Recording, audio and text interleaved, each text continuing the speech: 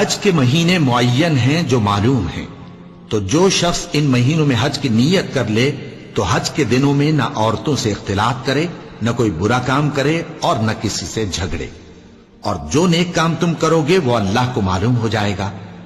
اور زاد راہ یعنی رستے کا خرچ ساتھ لے جاؤ، کیونکہ بہترین زاد راہ پرہیزگاری ہے۔ اور اے اہل عقل، مجھی سے ڈرتے رہو، اس کا تمہیں کچھ گناہ نہیں کہ حج کے دنوں میں بذریعہ تجارت اپنے پروردگار سے روزی طلب کرو۔ اور جب عرفات سے واپس ہونے لگو تو مشعر حرام یعنی مزدلفہ میں اللہ کا ذکر کرو، اور اس طرح ذکر کرو جس طرح اس نے تم کو سکھایا، اور اس سے پیشتر تم لوگ ان طریقوں سے محض ناواقف تھے۔ پھر جہاں سے اور لوگ واپس ہوں وہیں سے تم بھی واپس ہو، اور اللہ سے بخشش مانگو، بے شک اللہ بخشنے والا ہے، رحمت کر